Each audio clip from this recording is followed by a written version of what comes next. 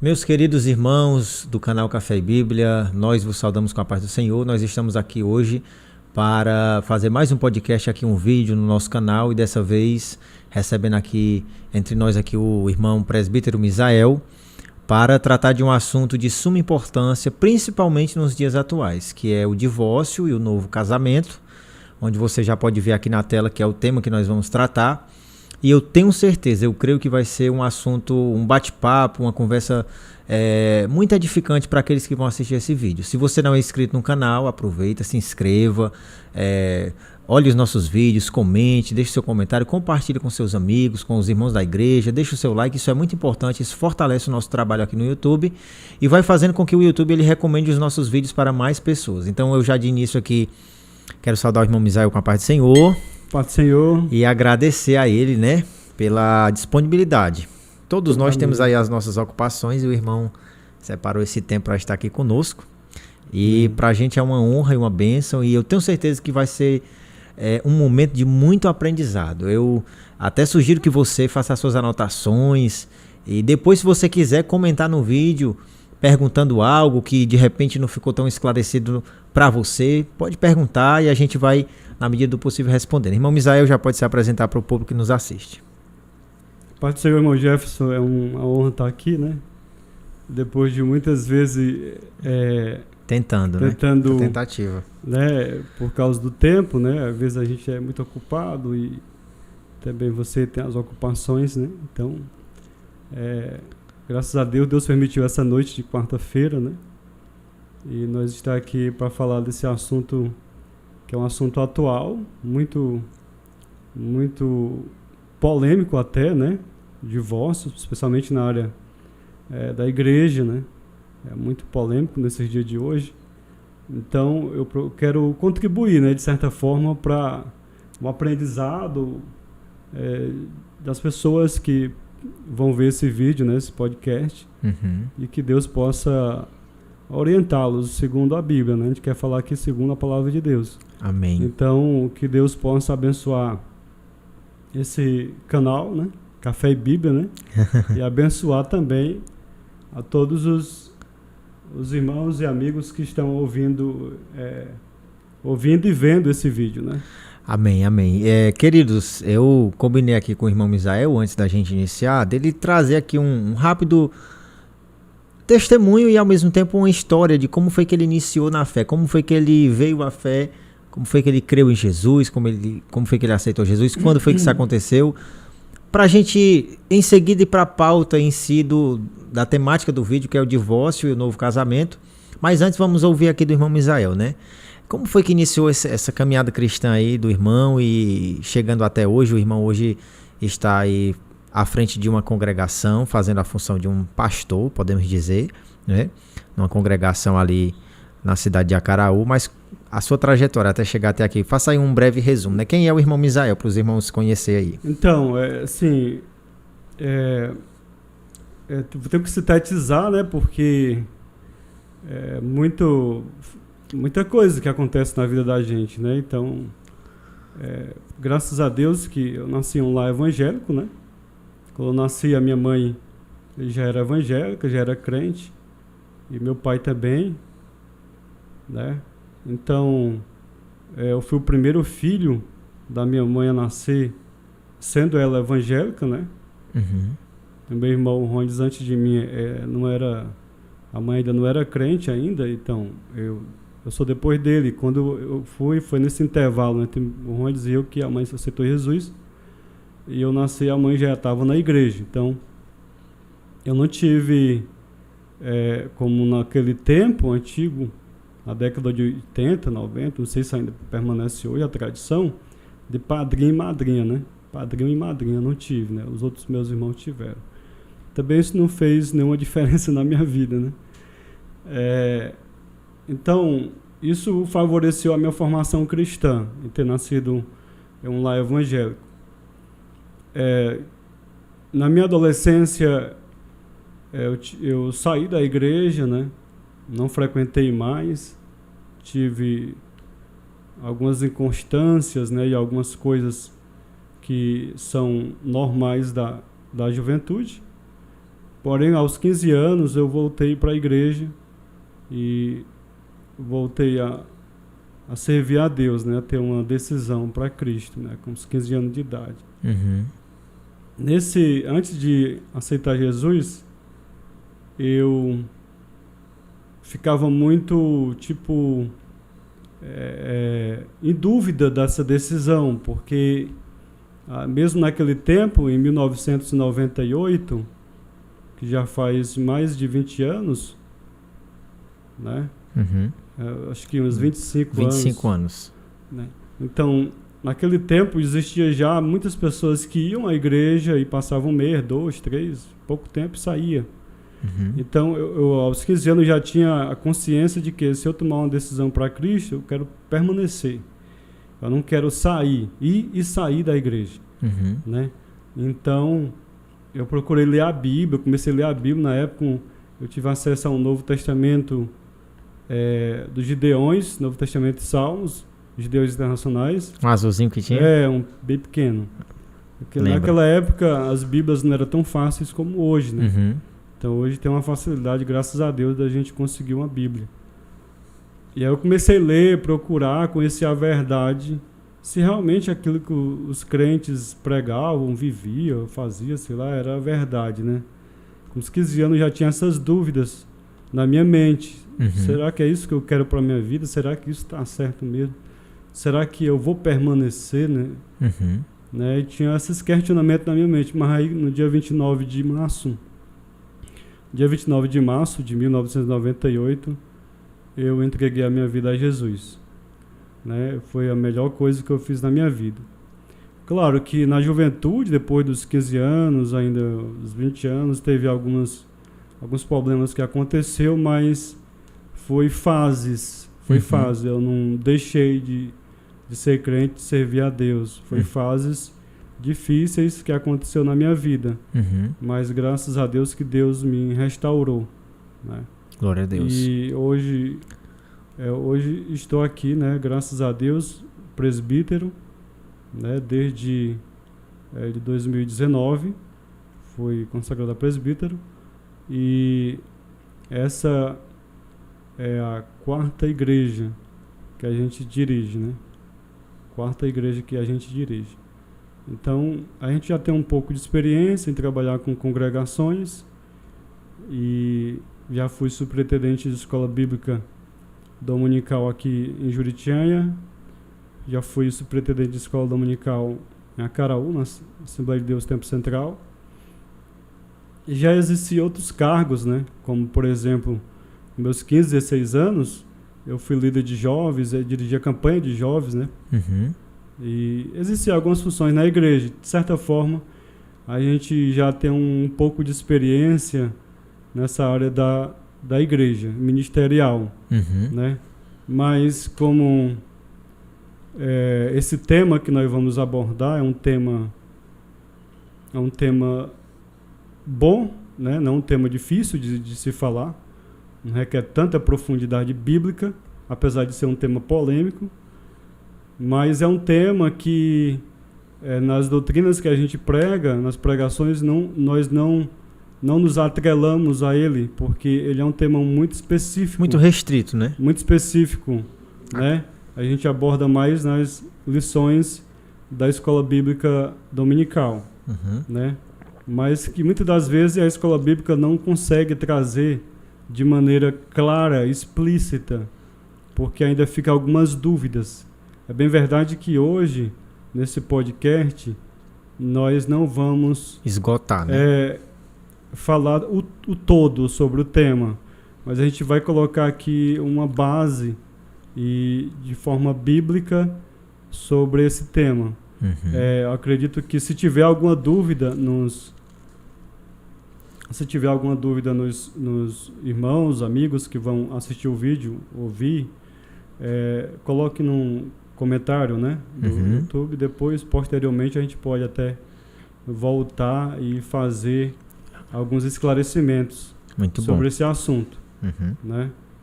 E eu quero ressaltar que eu não sou o dono da verdade, né?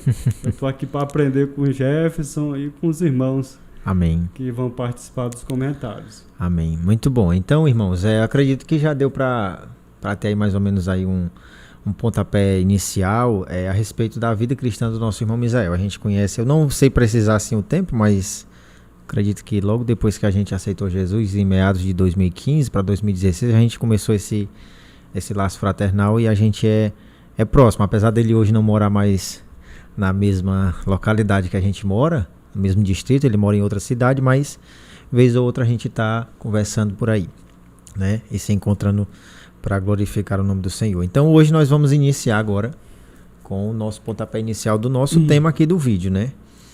Divórcio e segundo casamento, né? Ou novo casamento, né?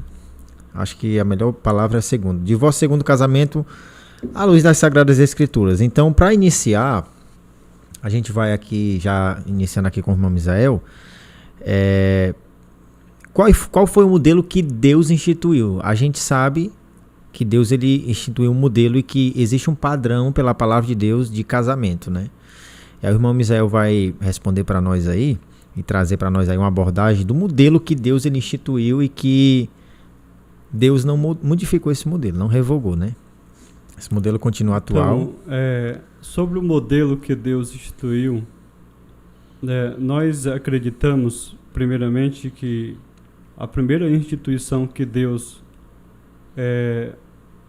instituiu foi a família, e depois o Estado, e depois a igreja. Essas três instituições são as instituições que Deus instituiu e que nós devemos respeitar, né? A família em primeiro lugar, o Estado e a igreja. A família na esfera social, o Estado na esfera geográfica e civil, e a igreja na esfera espiritual. Apesar de que eu creio que a família é de suprema importância, né? Porque a família, ela dá uma ordem social. Se a família está desordenada, desestruturada, a sociedade vai ficar também desestruturada, vai ficar doente. A família é como se fosse a base social. A família estando bem, a sociedade vai estar bem. E todas essas mazelas que hoje nós sofremos na nossa geração se deve à questão de lares desestruturados, né? Especialmente.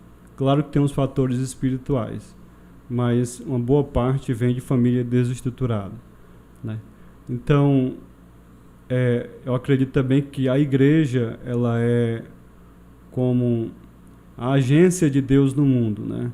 É através dela que ela consegue, ou que Deus consegue trazer uma certa ordem na família e no Estado, né? A questão da moralidade, da ética, né? Porque a igreja, por ser a instituição espiritual que Deus deixou aqui, ela consegue dar tipo uma moderação na questão da família e do Estado. É por isso que a questão da igreja é de suprema importância. Eu, particularmente, eu não creio muito no avanço dos grupos desigrejados, né? Que a igreja, que é um grupo. Igreja quer dizer um grupo, né? Não existe a igreja do eu sozinho, né? A igreja é um grupo seleto. É um grupo seleto. A igreja são pessoas, várias pessoas. Então, a igreja, ela tem esse papel primordial de trazer, de certa forma, uma ordem familiar e até estadual, no Estado, digo no país, na nação, pela questão espiritual e até moral, né? Que ela exerce no país. Agora, com relação à família, que foi a primeira instituição, o padrão que Deus deixou foi a questão do casamento, o casamento ser um casamento monogâmico, né? Ou seja, só com um cônjuge, né? Um marido com uma só esposa e uma esposa com um só marido, né? E também ser um casamento heterossexual, ou seja, entre um homem e uma mulher, um cônjuge com um sexo oposto, né? Nós acreditamos que esse é o padrão que Deus deixou da família do casamento ser monogâmico, heterossexual e também indissolúvel, né? A palavra de Deus diz em Malaquias 2:16 que Deus odeia o divórcio. Muito forte essa palavra, né? Deus odeia o divórcio. Está escrito em Malaquias 2:16. Então, a gente vai abordar um assunto que é um assunto que Deus odeia, né? Deus odeia o divórcio. Não é da vontade de Deus que haja o divórcio, né? O padrão é que seja um casamento monogâmico, heterossexual e indissolúvel, como diz a própria cerimônia, né? Até que a morte os separe, né? Pronto. O irmão toca aí numa parte aí que chega a ser curiosidade para muitos. A questão do casamento monogâmico. Porque a gente vai ver nas Sagradas Escrituras alguns patriarcas, como exemplo, podemos trazer aqui Jacó, que tiveram várias esposas, reis. Esse, apesar de não ser um padrão, né? Era uma espécie de comportamento. Ela era permitido por Deus esse comportamento, apesar de não ser o padrão de Deus, porque Gênesis 2:24, se não me falha a memória, a Bíblia diz: deixará o varão seu pai e a sua mãe, apegar-se à sua esposa, serão ambos uma só carne. Então o padrão de Deus, ele sempre foi monogâmico, ou teve uma abertura ali no Velho Testamento, no período velho testamentário. Não, o padrão de Deus, ele sempre foi o padrão monogâmico, né? Monogâmico. Apesar de que existem esses exemplos com relação à poligamia de alguns patriarcas no Antigo Testamento. Porém, eu queria falar aqui algo que um teólogo americano falou sobre essa questão da poligamia no Antigo Testamento. E ele fala assim, com base bíblica. Primeiro, a monogamia, ela foi ensinada por precedência. Deus deu a Adão apenas uma mulher e não várias mulheres. Esse é o padrão. Esse é o padrão, né? Deus, se ele tivesse querendo que o homem fosse polígamo, ele tinha feito não somente uma Eva, mas várias Evas ou várias mulheres para Adão. Então, em primeiro lugar, segue esse padrão por precedência. Desde Adão e Eva, um casal monogâmico. Segundo, a monogamia foi ensinada por preceito. Deus falou a Moisés: tampouco fará para si, ou terá para si, ou multiplicará mulheres para si. Em Deuteronômio 17 e 17. Tampouco adquirirá para si mulheres em grande número. Né? O próprio ensino de Moisés no Antigo Testamento também proibia a poligamia. Terceiro, a monogamia foi ensinada como um preceito moral contra o adultério. Assim diz a lei de Deus: não cobiçarás a mulher de teu próximo. Singular. A mulher do teu próximo, não as mulheres do teu próximo. Dá a entender que o próximo só tinha uma mulher, então ele era monogâmico. Em Êxodo 20:17. Isso implica que havia somente uma esposa legítima que o próximo podia ter. Quarto, a monogamia foi ensinada pela proporção populacional. Em geral, o nascimento de homens e mulheres era semelhante. Se Deus tivesse designado a poligamia, deveria existir um número muito maior de mulheres do que de homens. Então, devia ter 2 ou 3 vezes o número de mulheres do que de homens. Então, era como ia ter outros casamentos, né? Tinha que ter uma mulher para cada homem, porque era proporcional ao nascimento. Ia ser desproporcional, né? Então, finalmente, a monogamia é ensinada por meio das severas consequências decorrentes da poligamia. Todas as pessoas que praticaram a poligamia no Antigo Testamento sofreram amargamente por isso. E Salomão é o exemplo clássico do sofrimento da poligamia. Então, biblicamente, não somente no Antigo, mas no Novo Testamento, em 1 Timóteo capítulo 3, verso 2, diz que é o homem, o presbítero tem que ser marido de uma só mulher. Então não pode ser polígamo, né? Uhum. Então o padrão inicial, principal, fundamental de Deus é a monogamia. Uma só mulher, um só homem. E não várias mulheres ou vários homens, né? Muito bem. Então, a gente parte desse princípio estabelecido por Deus, o casamento heterossexual, monogâmico, entre o macho e a fêmea, entre o homem e a mulher. Então, a gente já tem esse padrão para iniciar o nosso bate-papo. Apesar de que existiu na Bíblia, a Bíblia ela não esconde, até porque a Bíblia ela é um livro de fatos reais e que aconteceram. Isso é o interessante da Bíblia. Se os escritores da Bíblia quisessem ocultar tudo isso, teriam ocultado, mas colocaram exatamente para a nossa aprendizagem e para o nosso conhecimento e para que possamos entender como é que funciona o reino de Deus. Bom, o nosso próximo assunto aqui da pauta a gente já tem um modelo que Deus instituiu agora. A Bíblia, a gente tem um modelo de casamento, homem e mulher, macho e fêmea. Agora, a respeito do divórcio, que pode acontecer num relacionamento, né? A respeito do divórcio. Ele é um ato proibitivo através da Bíblia. A Bíblia ela proíbe o divórcio porque o irmão citou que Malaquias, lá no livro de Malaquias, diz que Deus ele odeia o divórcio. Mas o fato dele odiar faz também ele proibir o divórcio? Então,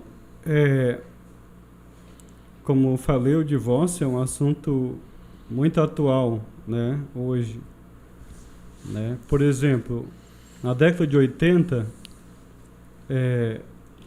dos casamentos que acontecia, apenas 10% se divorciavam. Já nessas últimas décadas, subiu para 30%. Ou seja, de 100, 30 vem a divórcio, se divorciam. Então, aumentou drasticamente. E esse aumento refletiu não somente no mundo, mas no mundo que eu digo fora da igreja, mas também na igreja. Uhum. Né? Então, hoje é um assunto que muitas pessoas evitam de falar porque, de certa forma, existe uma série de fatores que hoje as pessoas alegam para que aconteçam o divórcio. Né? Agora, nós vamos nos ater na questão bíblica. Deus odeia o divórcio. Né? Mas como a Bíblia apoia o divórcio? Ou, o que eu posso dizer, tem um respaldo bíblico para que aconteça o divórcio? De que forma? Quais as cláusulas que podem acontecer o divórcio de maneira que a Bíblia não condene?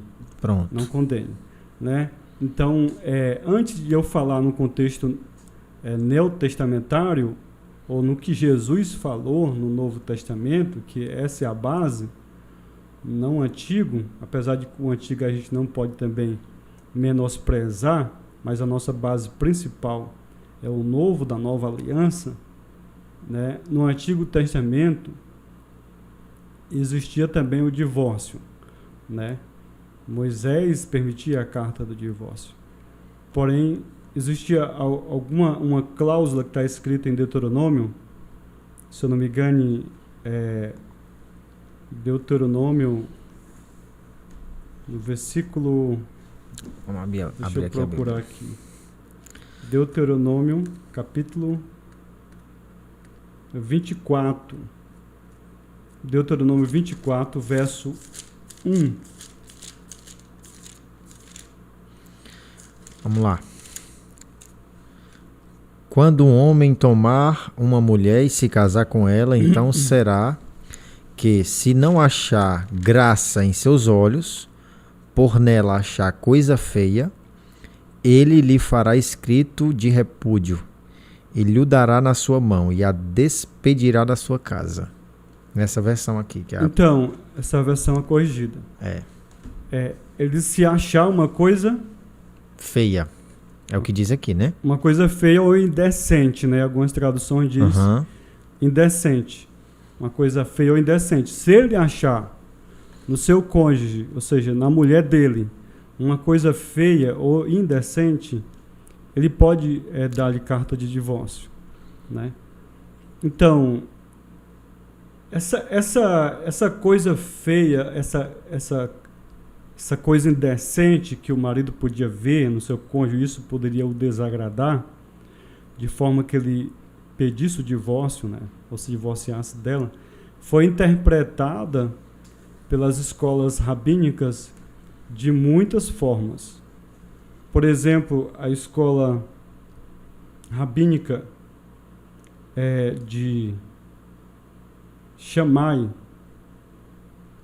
dizia que um homem não pode se divorciar de sua esposa a menos que tenha encontrado alguma indecência, coisa feia, que eles interpretavam, por exemplo, a falta da observância da lei para a menstruação. Se a mulher não respeitasse a observância da lei da menstruação, né, que ela era impura naqueles dias, e ela não observasse isso, não procurasse observar, viver conforme a lei, né, da menstruação, o marido podia pedir a carta de divórcio, ou melhor, podia dar-lhe carta de divórcio, né, pedir o divórcio, né? Ou poderia ser também um defeito físico, como a infertilidade. Tipo, a mulher ela não pode gerar filhos. Então, segundo essa escola rabínica, ele poderia também se divorciar dela, se ela fosse infértil, estéril, né? Isso é o pensamento dessa escola rabínica. Dessa escola rabínica. Né? Essa coisa feia ou indecente. Eles interpretam dessa forma. Dessa forma, né? Só que a escola rabínica de Hillel diz que ele pode se divorciar dela mesmo que ela estrague um prato de comida. Ou seja, se ela queimar restantemente a comida ou salgar, coisas desse tipo. Isso já era motivo... Motivo de divórcio, estava desagradando. Estava desagradando o marido. Isso é muito forte, né? E também o outro, acho que rabino, Rabi Akiba, ele disse que ele podia se divorciar dela se encontrasse uma mais bonita do que ela. Olha que pensamento, viu? Se ele conseguisse encontrar uma mais bonita, ele poderia se divorciar. Então, no pensamento desse rabino aí, o esposo poderia se divorciar umas 10 vezes, né? Porque cada vez que ele encontra essa bonita... Mas assim... Isso não é um pensamento fechado, né? Algumas interpretações, porque nós observamos também o quê? Que na cultura oriental daquele povo, a mulher não tinha tanto valor como tem hoje. Então, para ele era fácil... Isso era algo cultural. Não era que Deus ele não colocasse a mulher no seu devido lugar de valor. Não é assim, né? Sim, mas vamos porque quando Deus cria Eva, ele traz ela como uma adjutora idônea, uma auxiliadora, uma pelo adjutora... menos esse é o projeto inicial de Deus. Mas a cultura daquela época, a mulher não tinha tanto valor. Se você for estudar a cultura oriental, você observa que a mulher não tinha tanto valor como os homens, né? Porém, na cultura judaica existiam outras proporções e interpretações à questão do divórcio. Por exemplo, o pastor Ezequiel Soares, que é comentarista da CPAD, ele diz, citando o Dr. Alfred Edersheim, um judeu cristão que veio no século XIX, que existiam outros motivos. Por exemplo, uma mulher que se apresentasse com cabelos longos ou soltos, melhor soltos, andasse com cabelos soltos na rua, poderia ser um motivo de coisa indecente e ele poderia se divorciar dela. Outro exemplo, andar pelas ruas desnecessariamente, uma mulher andarilha, uma mulher que gosta de andar e desnecessariamente, poderia ser um motivo de divórcio. Falar com familiaridade com homens. Com uma certa intimidade. Com certa intimidade com outros homens, poderia ser motivo de divórcio. Também maltratar os pais do marido na presença dele, poderia ser motivo de divórcio. Ou gritar com o marido de maneira que os vizinhos pudessem ouvir. Se a mulher gritasse com o marido de maneira que algumas pessoas pudessem ouvir, os vizinhos, isso poderia ser motivo de divórcio. Então existiam algumas outras interpretações no contexto judaico da época, sobre essa coisa de indecente, essa questão da indecência, né? Pedir o divórcio. Se achar alguma coisa indecente ou feia. Eu acho que... Outra coisa, só para terminar essa linha aqui de raciocínio, a questão de ter má reputação, ou fraude, de ser desonesta.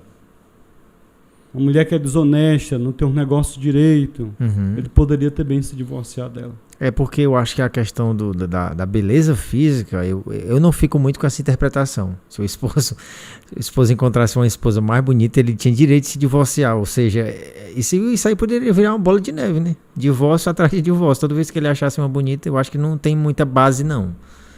Pelo menos, eu acho que não tem tanta base. Essa questão que a Bíblia fala aqui, feia. Eu acho que a palavra que ela deve dar uma outra conotação no original. Mas assim, se nós for observar o contexto da pergunta de Mateus 19, que os fariseus fizeram a Jesus, se não me engano é 19:4, ele diz... A respeito da carta do desquite lá de Moisés, né? Você pode ler aí para mim, por favor. Mateus 19:4, 19:4. Vamos ver aqui. Diz assim, ó. Ele, porém, responde...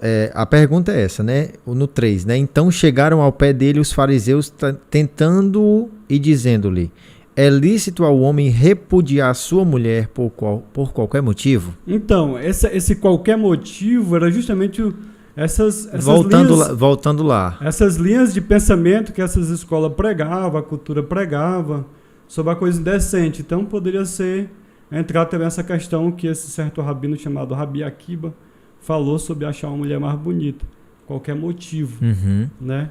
Então segue esse mesmo pensamento aí. Faz sentido. Dessa interpretação do Mateus 19:3. Mas com relação à Bíblia, acho que a minha garganta está um pouco...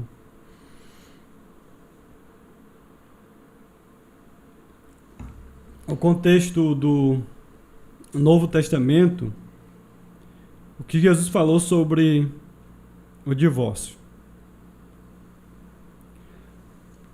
Primeiro, nós devemos ater o quê? O casamento é uma invenção divina. Então, quem deve estabelecer as regras para o casamento é o Criador do casamento. É Deus. E não a sociedade ou os juristas, ou políticos. Mas Deus, se quem inventou o casamento foi Deus, então quem deve dar as orientações com relação ao casamento é Deus. Então, no contexto bíblico, só existe duas situações que pode haver o divórcio. Pronto, vamos entrar nelas aqui agora. Duas situações, quais são elas? O adultério, baseado em Mateus 19, versículo 9. E a deserção, ou abandono, baseado em 1 Coríntios 7,15. Segundo nós, assembleanos, nós só acreditamos nessas duas situações que pode haver o divórcio. Adultério, ou deserção, ou abandono por parte de uma pessoa que não é crente. Ela pode, se ela foi abandonada, então ela pode se divorciar dessa pessoa.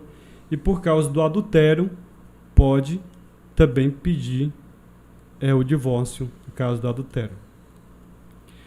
Levando em consideração que essa não deve ser a principal coisa a se fazer numa situação como uma deserção ou um adultério. A principal coisa a se fazer na questão do adultério é o perdão. O perdão, ele vem primeiro, né? O perdão vem primeiro, né?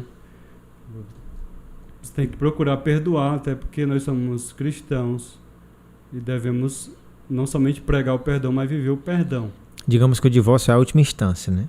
O divórcio é a última instância. A questão da deserção tem que avaliar a situação para ver se tem como se reconciliar-se e ter um casamento restaurado. Mas se não, tem a base bíblica para que aconteça o divórcio, a deserção, que é o abandono de acordo com 1 Coríntios 7,15.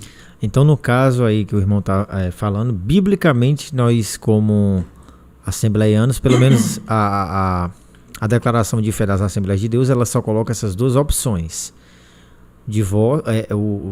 O adultério, que é a traição, e a deserção, que configura o abandono. E no caso da agressão física, nós temos aí essa terceira via que ela pode se manifestar dentro de um relacionamento conjugal. O esposo, eu acredito que vai partir mais da parte do esposo, em alguns pequenos ou raríssimos casos partindo da esposa, mas essa agressão física ela pode acontecer, principalmente dentro de um contexto onde um dos dois ele não é cristão. Digamos que a esposa ela é casada com um esposo, com um homem que ele não é cristão, ele não compartilha da mesma fé, ele é um ímpio.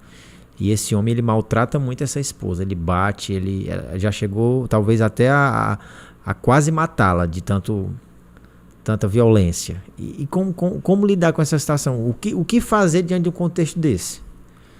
E agora nós partimos para uma opinião que pode ser até diferente um pouco do que declara as declarações de fé, né? Então, é assim, na declaração de fé das Assembleias de Deus, ela não trata dessa situação, até onde eu conheço. Só fala do abandono por parte do descrente, né? E do adultério, da infidelidade conjugal. Mas da violência doméstica, violência não. Física, do abuso físico, a declaração não fala. Não. Até onde eu sei, não fala. Uhum. Mas é uma situação que hoje está sendo muito discutido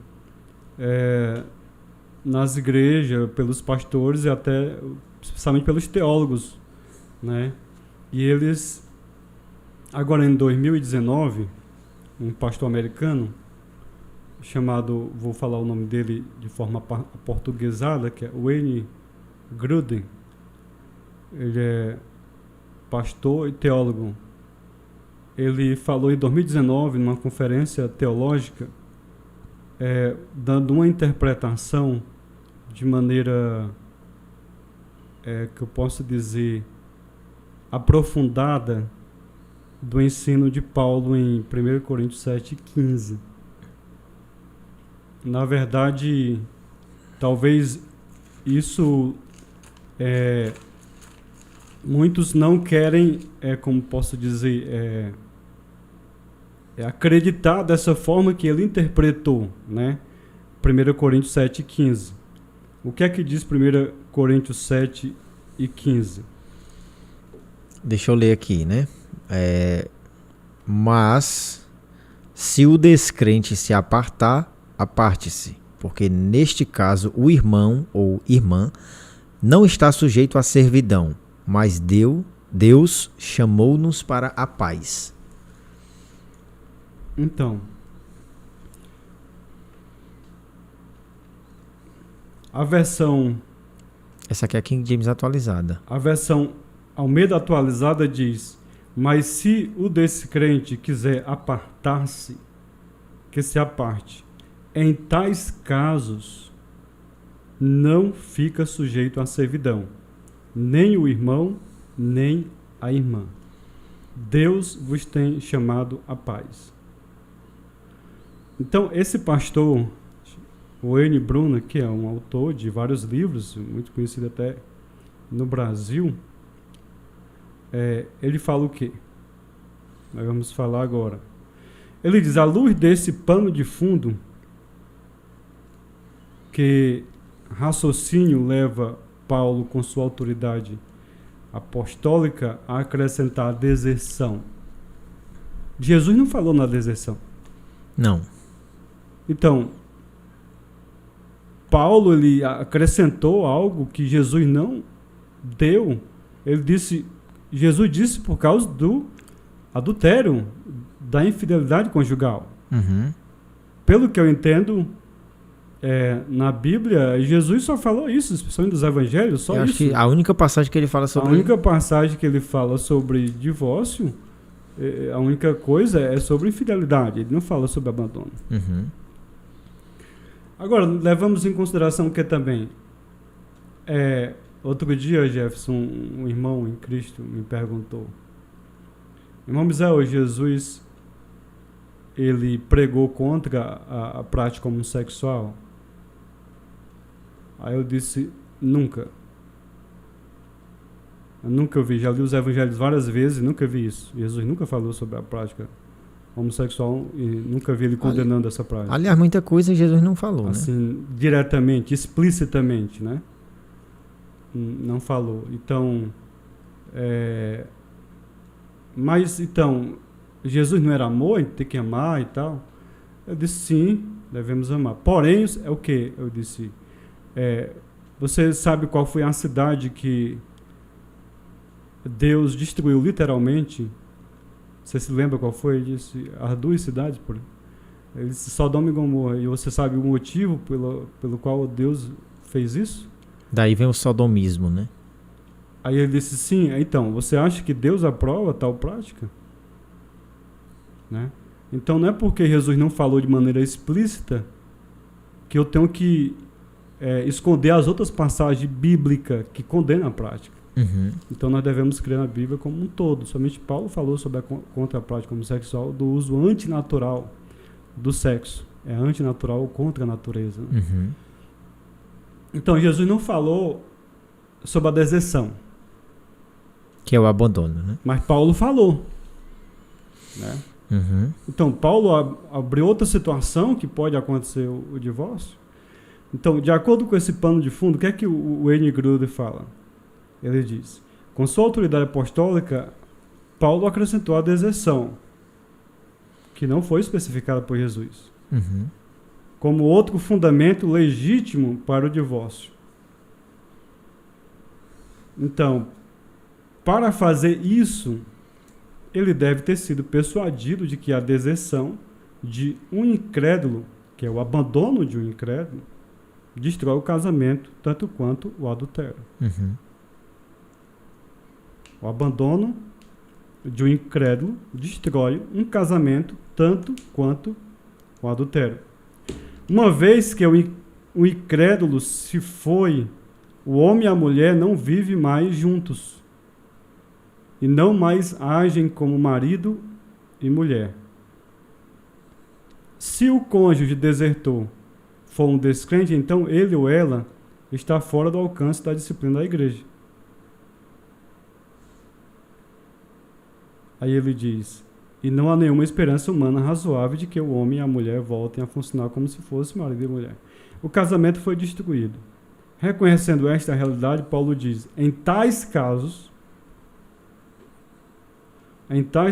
o irmão ou a irmã não é escravo, ou seja, não foi chamado à servidão, à escravidão. E quando Paulo usa essa questão de tais casos, que é dessa forma que a Almeida Atualizada fala, e a versão também NAA, que é a nova Almeida Atualizada, fala em tais casos, né? Na versão Almeida século XXI fala nesses casos, já na corrigida é nesse caso, no singular. Só que no original está no plural, em tais casos. Quando ele usa a categoria ampla, em tais casos, sugere que outras situações também possam ser incluídas. Porque traz a ideia de plural, né? A ideia de plural, né? Seguindo a mesma linha de raciocínio. Podemos até considerar traduzir a frase como em caso semelhante a estes. Ou em tais casos, caso semelhante. Né?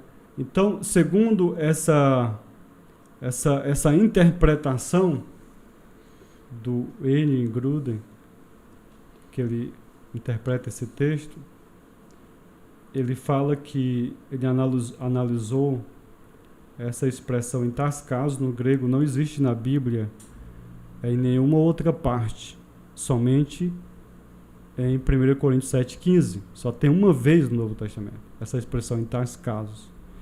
E ele foi buscar na literatura grega secular essa expressão, e ele analisou 52 usos da expressão na literatura grega, 52 vezes que foi usada.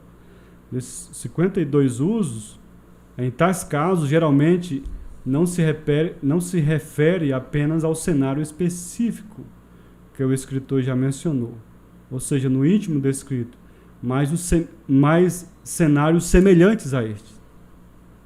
Uhum. Quer dizer que existem outras possibilidades de cenários parecidos com o abandono. Parecidos com o abandono, porque ele diz, o que ele diz aqui é, em tais casos... Aqui na atualizada... Mas se o descrente quiser apartar-se, que se aparte. Em tais casos, não fica sujeito à servidão nem a irmã nem o irmão, porque o Deus nos chamou à paz. Essa atualizada aqui da King James, ela diz em tais circunstâncias. Já uma tradução mais moderna. Então,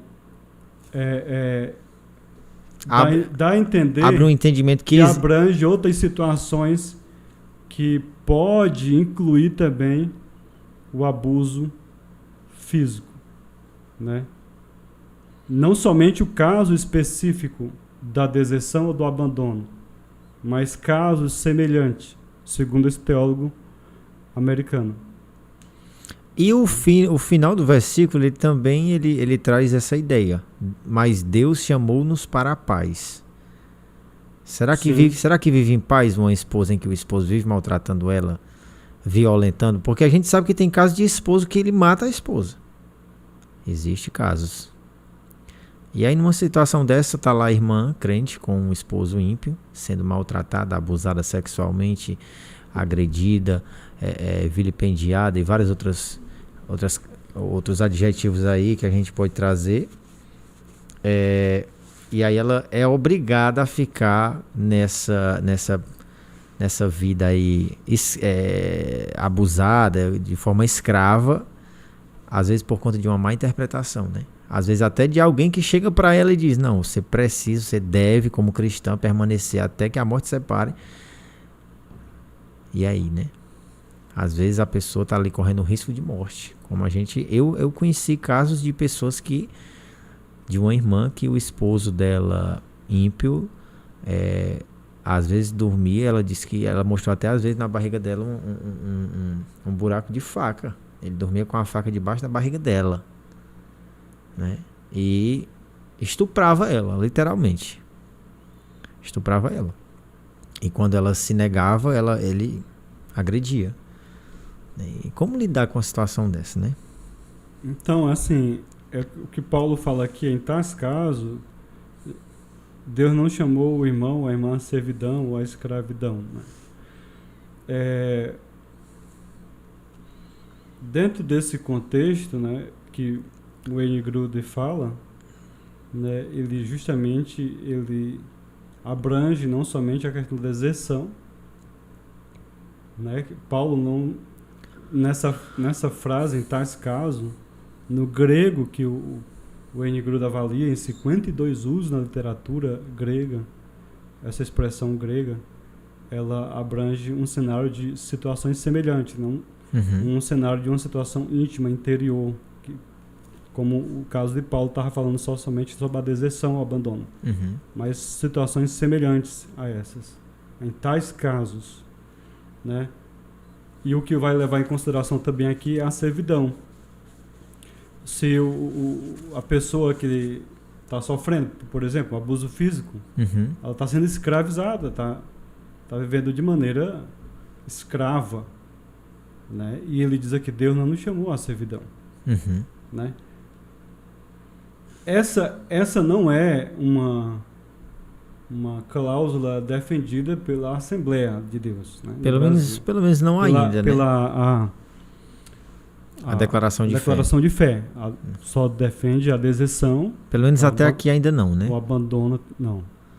Só a deserção e o adultério, né? Mas a questão do abuso, não. Isso é uma questão que, no caso, para ter um respaldo, especialmente na igreja, tem que haver uma apreciação, uma análise do pastor, do ministério, da igreja, especialmente se realmente essa irmã está sofrendo abusos, vai ser avaliado e tomado as devidas medidas se realmente a irmã vai querer divórcio. Até porque cada contexto é um contexto, é um contexto diferente. Cada caso é um caso, Apesar de que existem mulheres, cônjuges, que já se acostumaram a viver uma vida já nesse sentido. De certa forma, o marido ele consegue mantê-la escrava e ela não consegue, como se não tivesse força, ou não se acostumou com essa situação. Às vezes até mesmo na esperança de um dia Deus contornar a situação e ela ganhar ali para Cristo, né? Às vezes pode ser isso também, né? Sim, também. Mas deve ser uma situação que tem que ser avaliada, porque pode acontecer também... O reverso, né? Pode acontecer também, Jefferson, que o marido, de tanto agredir a esposa, vem até matá-la. Exatamente. Então, esse é o ponto, a igreja tem que avaliar a situação. Nesse caso, a irmã não foi chamada à servidão, à escravidão. A questão é se a igreja pode ajudar a restaurar esse relacionamento, melhorar. Se sim, amém. O ideal de Deus é que o casamento seja indissolúvel. Mas se não houver como restaurar, não houver maneiras, o marido está irredutível, inflexível e continua fazendo as mesmas coisas. Endiabrado. Então, tem que ter até porque hoje no Brasil tem a Maria da Penha, né? E a Maria da Penha está aí para enquadrar esse tipo de gente, né? Então, se a Bíblia, ela, de acordo com a declaração de fé das Assembleias de Deus, que é um padrão de doutrina extraído das Escrituras, ela dá direito aí, em suas cláusulas a respeito do divórcio, ao divórcio a respeito do abandono, o versículo 15 de 1 Coríntios 7, ele diz assim: porque neste caso o irmão ou a irmã não está sujeito à servidão, mas neste caso aqui de abandono, a pessoa abandonada. Essa é a versão corrigida. A pessoa abandonada. A versão atualizada, ela diz em tais casos.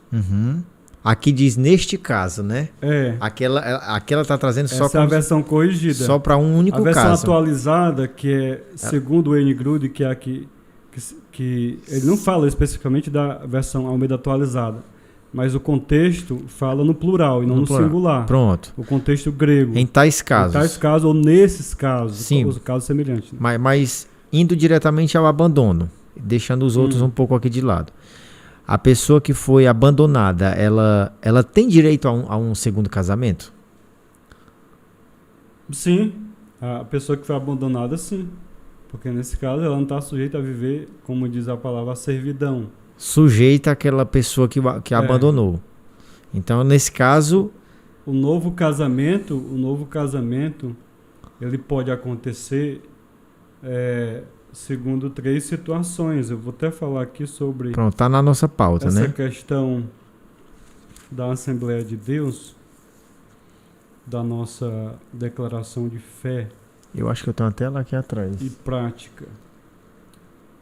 Não sei onde, mas eu tenho ela aqui atrás na prateleira aqui. A declaração de fé. O que é que diz a declaração de fé da Assembleia de Deus? Diz que, aqui que eu anotei, de acordo com a redação do texto da declaração de fé, o casamento é dissolvido quando um dos cônjuges morre, quando há infidelidade e quando um cônjuge crente é abandonado por um descrente. Ao afirmar que a dissolução do casamento é justificada nos seguintes casos: morte, infidelidade conjugal e deserção por parte do cônjuge descrente, esse documento admite a validade de um novo casamento nessas 3 situações. Então, segundo essa declaração de fé, que é da nossa igreja, da Assembleia de Deus,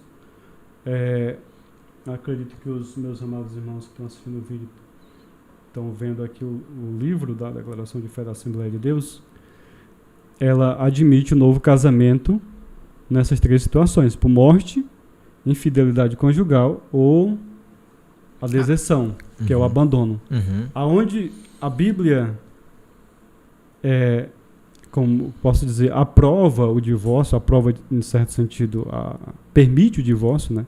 E Deus não, de maneira nenhuma, quer o divórcio, né? Mas que ele permite o divórcio. Se ela permite, então pode acontecer um novo casamento. Dentro dessas três situações. Dessas três situações, que é morte, a pessoa fica viúva. Aí não há o que questionar. É a infidelidade conjugal ou a deserção, que é o abandono. A minha dúvida também era com relação ao adultério. Então, no caso aí, o irmão já antecipou. Então, em caso de adultério, a pessoa traída, ao tentar reatar o casamento, ao tentar o perdão e uma reconciliação e não tendo sucesso nessa tentativa, a pessoa traída ela tem direito ao divórcio e a contrair um segundo casamento, porque ela foi a traída, né? No caso, a vítima do adultério. Ela tem esse direito, né? Sim, tem o direito, sim, a um novo casamento. Como eu já falei, até a declaração de fé da Assembleia de Deus, ela permite, né? Segundo a Bíblia. Se a Bíblia permite o divórcio nessas circunstâncias, então permite também um segundo casamento ou um novo casamento, né? E nós devemos levar em consideração o quê? Que a principal coisa a se fazer na questão do cônjuge traído e outras situações é a questão da restauração do casamento, né? O bom seria que o cônjuge perdoasse o que o traiu, a infidelidade conjugal, e reatasse, restaurasse o relacionamento ou o casamento. Mas caso essa pessoa não consiga fazer, ela pode se divorciar. A Bíblia permite. A Bíblia aqui tem uma passagem aqui, talvez seja no mesmo capítulo 7 de 1 Coríntios. Paulo aborda esse capítulo inteiro sobre a questão do casamento. E lá no 38, acho que vai falar sobre a mulher casada está ligada pela lei todo o tempo em que o seu marido vive, mas se falecer o seu marido, fica livre para casar com quem quiser, contanto que seja no Senhor. Será, porém, mais bem-aventurada e tal, tal. Não é aqui que eu queria achar, mas eu acho que tem uma passagem aqui que fala a respeito da esposa estar ligada ao marido enquanto ele está vivo. No caso, no caso aqui de... Que caso é esse? É de divórcio, não sendo em nenhuma das três situações. O casal é crente. Não houve adultério, não houve abandono e não houve morte, mas resolveu se divorciar. Existe a lei da ligação do casamento, né? Como é que funciona? Nesse caso aí não tem exceção não, né? Divorciou, mas sendo por fora dessas três premissas, situações aí, então eles estão ligados, mesmo divorciados. É isso? Não, você tem que observar o contexto que o apóstolo Paulo... Eu não lembro agora qual é o versículo, eu procurei aqui, não achei. Ele fala nesse versículo, o contexto desse texto, né? Então, essa questão, se eu não me engano, ele está falando sobre a lei, não é isso, não? Sobre a lei? Deve ser, eu não lembro aqui qual o versículo. Eu deveria ter anotado para embasar melhor a minha pergunta. Então, não é sobre o divórcio em si, mas sobre a lei. Até porque ele próprio fala sobre a questão da deserção, que é uma premissa para o divórcio. Então, ele está dando uma metáfora, uma comparação do casamento e da lei, o antigo pacto e o novo pacto. Então, não é especificamente sobre o divórcio. Então, nós não podemos trazer isso para avaliar a questão de se o cônjuge está ligado ao outro, mesmo divorciado. Não. Se aconteceu o divórcio, então não tem mais ligação. O que vai ligar muitas das vezes, Jefferson, um cônjuge do outro, é a questão dos filhos, né? Os filhos. A ligação que eles vão ter é os filhos. Mas se não tiver filhos, qual ligação vai ter, né? Com relação a... Eu coloquei aqui essa pergunta, mas... Como acolher cristãos divorciados? Como é que a gente pode acolher alguém que se divorciou, aconselhar. No caso, o irmão que está à frente de uma congregação, talvez já tenha até passado por uma situação dessa. Não sei se já, mas talvez sim. Então, como é algo que é pertinente hoje na nossa geração, foi feita uma pesquisa que diz que o divórcio é a segunda coisa mais traumática na vida do ser humano. A primeira é a morte de um ente querido. Uhum. Então, assim, as pessoas que se divorciam são pessoas que, de certa forma, elas carregam traumas, feridas emocionais, e elas precisam, de certa forma, não de reclusão, né, de exclusão, de serem excluídas, mas, de certa forma, de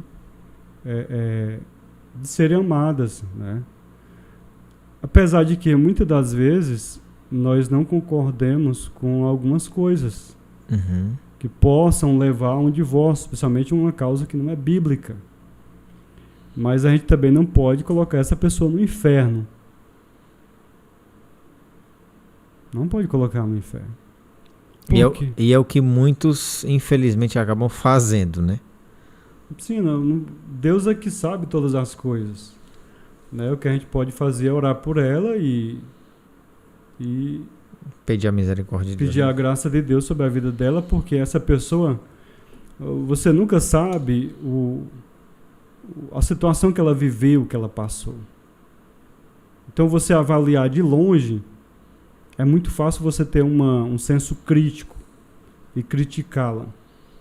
Mas se você for parar para ouvi-la, sentar com ela e ouvir o histórico dela, apesar de que a outra parte vai ter uma história também a falar, você vai ver que teve muitas situações ali na história dela que era difícil de superar.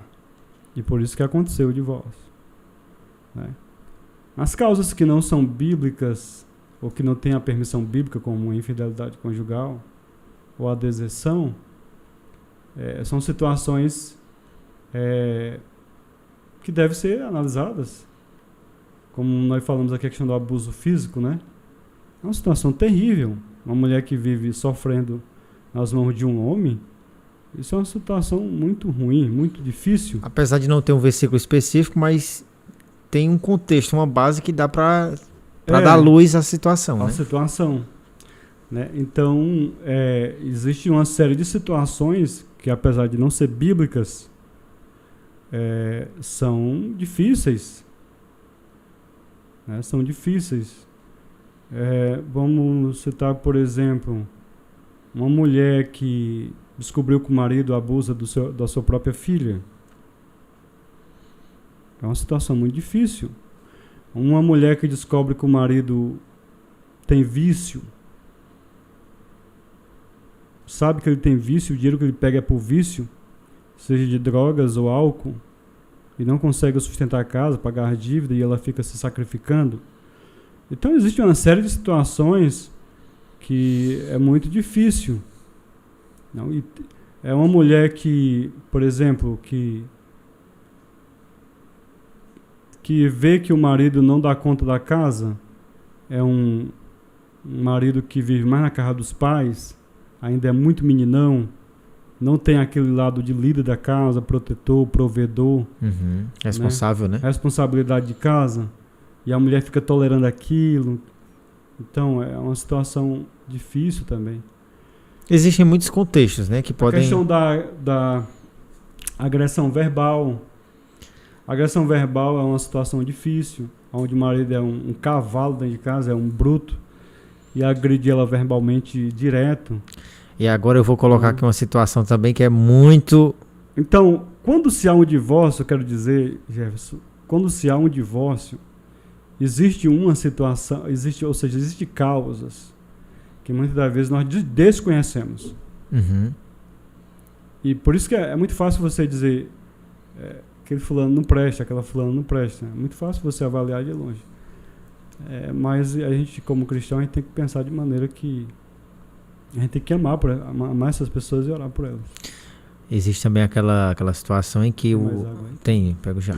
Existe a situação em que o esposo, ele isso não é um fato tão que acontece com tanta frequência, mas existe o caso do esposo, ele depois de casado, ele pender pro lado homossexual. Isso já É uma situação também. é uma situação que pode acontecer, né? A falta de intimidade sexual é uma situação que, a não ser por questão de saúde, doença, né? A mulher tem um problema de saúde, então ela tem que se abster sexualmente por um longo período de tempo do marido. É uma questão que é, como posso dizer, justificável, né?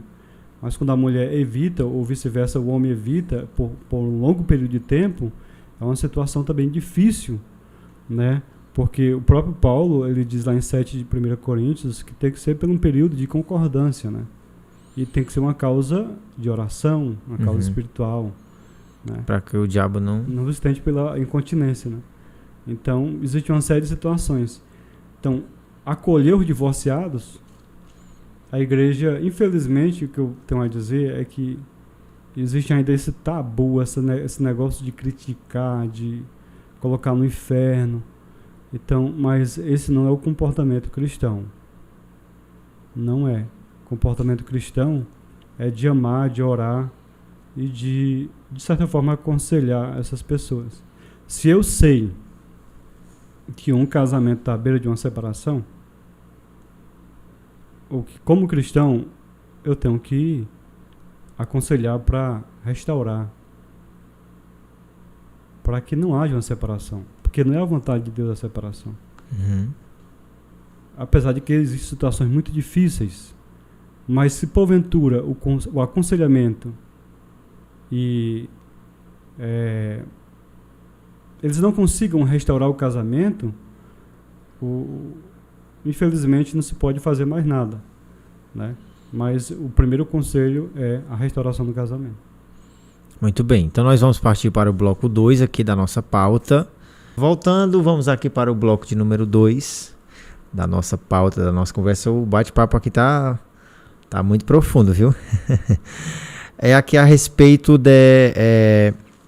do casal que divorciou e depois vai reatar.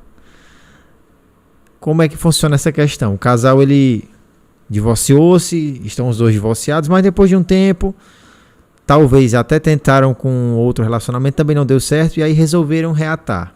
Como que fica essa situação?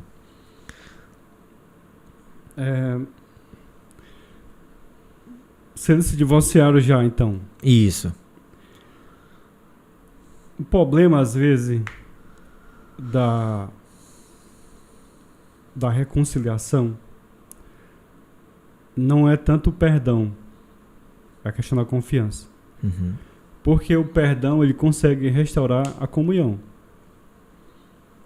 mas às vezes não consegue restaurar a confiança. Se for, especialmente no caso de infidelidade conjugal. Então, é uma situação que, a priori, é uma situação que nós torçamos para que haja uma restauração no relacionamento.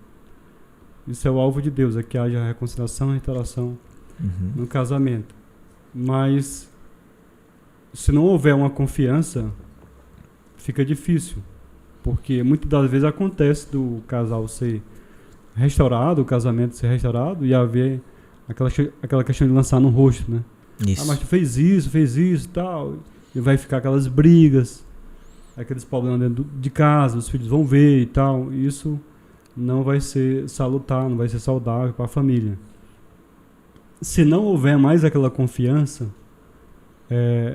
fica muito difícil haver essa reconciliação, esse novo casamento. Mas se houver a confiança, aquela pessoa conseguiu conquistar a confiança novamente, então vai ser uma bênção.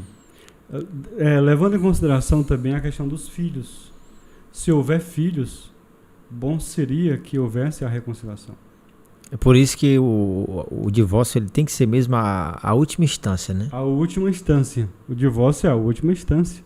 Não deve ser a primeira opção. A primeira opção jamais. Então, eu conheço um casal, hoje eles vivem juntos, casados, mas eles separaram quando eles tinham a primeira filha. Né? E aí, essa menina era muito apegada com o pai. E o pai separou-se, foi embora, morou um tempo fora, passou uns 2, 3 anos.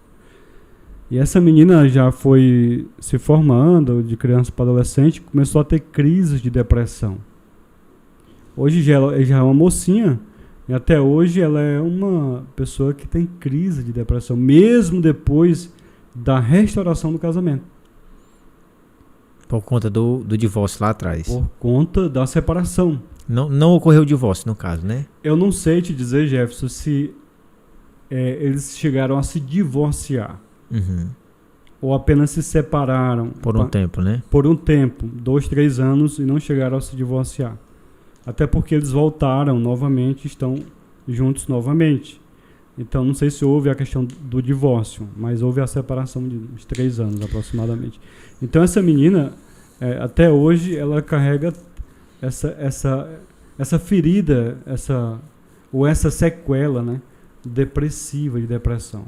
Acontece, né? Em muitos casos de filhos que passam por isso. Eu, por exemplo, eu vivi, dentro do contexto da minha família, a separação do meu pai com a minha mãe. Não eram casados no civil, então não houve o divórcio legalmente, né, formalizado, mas houve a separação. Hoje ambos têm suas famílias. E naquele tempo, naquele período, eu não era evangélico, não era crente, né? Eu não tinha essa noção e foi bem sofrido. E até hoje a gente passa por situações de família em si que ainda reflete. Então, o divórcio ele causa uma ferida, ele causa digamos que um estrago emocional muito grande. E o casal ele tem que fazer de tudo para não chegar nessa decisão, principalmente quando há filhos envolvidos, né? Quando não é só o casal, quando é família. No teu caso, já estava grande, já era jovem? Devia ter por volta de 12 para 13 anos de idade, era bem começando ali a fase da adolescência, né? E no caso dela lá, era uma filha mulher muito pequena. Ela era criança, no caso. Era criança, né? Então no teu caso, tu conseguiu superar, né? Com mais facilidade, Existem né? muitos filhos que não conseguem superar com facilidade, vão sofrer por causa de uma separação dessa, sofrer muito, né? Então, o divórcio, ele causa problemas não somente em ambos, na mulher como no homem, no casal que se separa, mas os filhos carregam... Talvez sejam os que mais sofrem. Porque muitas das vezes, apesar de que o casal não viva tão bem, mas o desejo dos filhos é que o casal viva unido. Unido, né? Viva bem, nunca se separem. Porque as duas referências dele. É o pai e a mãe. E isso vai refletir lá na sociedade. Hoje, estando ali como diretor de uma escola, eu já até tenho falado isso em algumas escolas bíblicas, as crianças que elas trazem maior problema no seu convívio social com outras crianças, às vezes uma infrequência escolar, uma falta de educação, enfim, vários fatores. Quando você vai a fundo, você vai fazer uma visita domiciliar, essa criança ela não tem base de família porque o pai não vive com a mãe. Ou houve um divórcio, ou nunca conheceu o pai, ou houve um abandono ali por parte do pai, enfim, alguma situação. Isso vai refletir diretamente na sociedade, o divórcio. Ele não fica algo restrito só àquela família, ele vai refletir para a sociedade. Essas crianças elas podem partir para um caminho errado, né? Por não ter um pai ali como referência. Na verdade, Jefferson, a questão da figura paterna dentro do lar é de suprema importância, né? Especialmente na criação de filhos. Não, a gente também não deve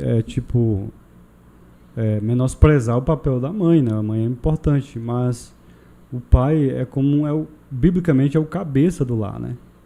É o cabeça, é o provedor, aquele que protege a família, né? Que provê o alimento. Biblicamente nós cremos assim. E ele figura ali exatamente a presença do pai, né? De Deus. Ele figura como se fosse... Justamente, é o sacerdote do lar, né? O pai. Então, quando há uma separação e o pai vai embora, e aqueles filhos ficam só com a mãe, muitas das vezes, se for uma família de classe média baixa, a mãe vai ter que trabalhar fora, vai ter que se sacrificar, às vezes a pensão, quando recebe, é pouco para sustentar a família. Então ela vai sacrificar o tempo dela trabalhando e deixa os filhos na escola ou em casa. Não tem aquela educação.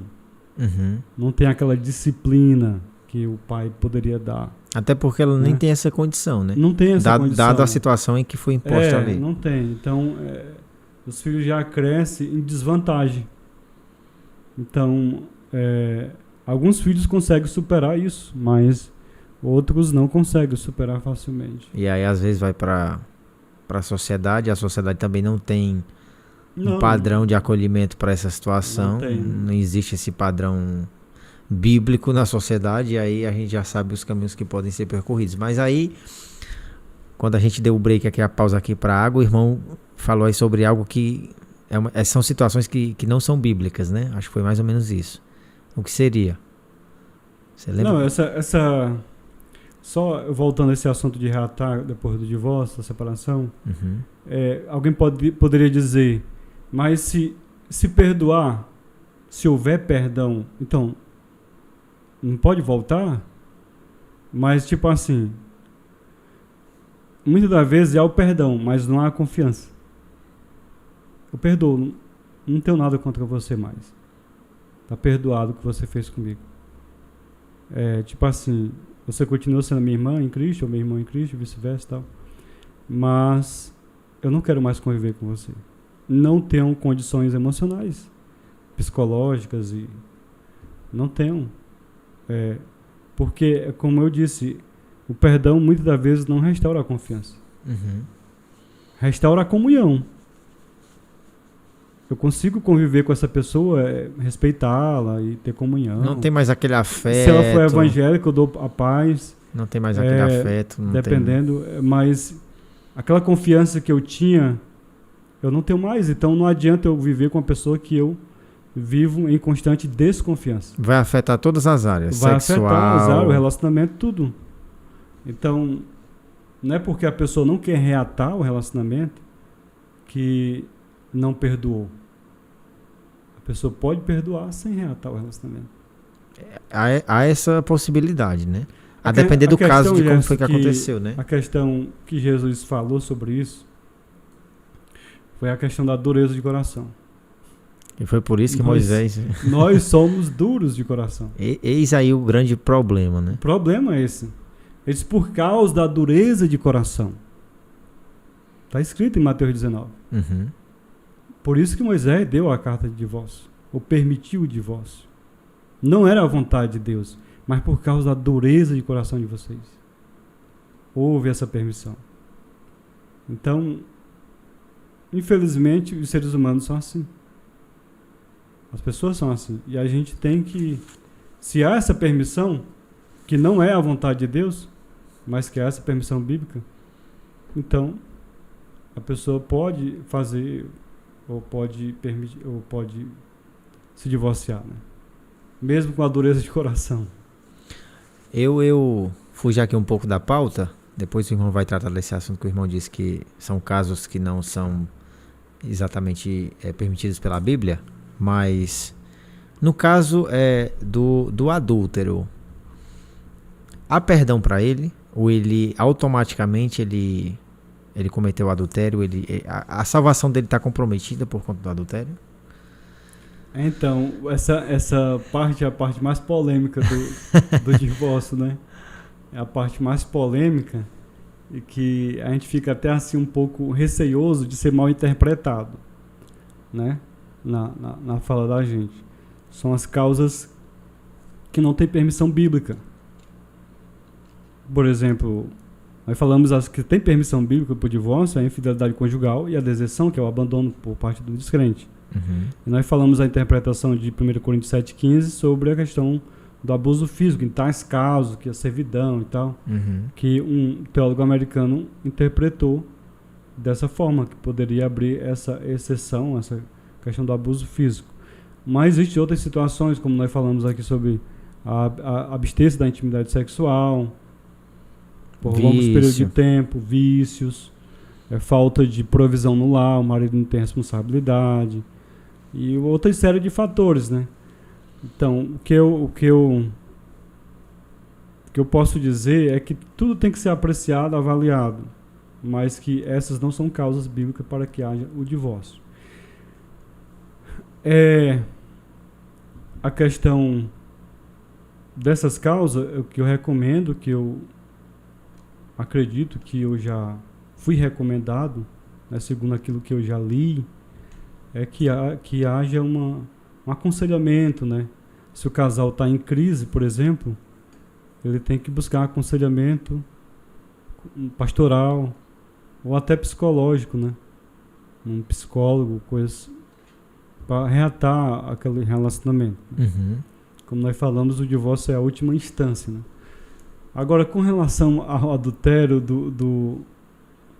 A salvação do que praticou o adultério. praticou o adultério. Um caso evangélico, por exemplo, né? Isso. Aí o rapaz cometeu adultério, a mulher pediu o divórcio, não quis mais ele. Ou o contrário, né? Ou o contrário, né? Estou citando só um exemplo, uma hipótese. Uhum. Em primeiro lugar, nós devemos crer o quê? A Bíblia só fala apenas em um pecado imperdoável, que é a blasfêmia contra o Espírito Santo. Apenas. Se eu disser que a pessoa que adulterou, foi divorciada, repudiada e tal, e não tem perdão, eu estou indo contra a Bíblia. Contra a Bíblia.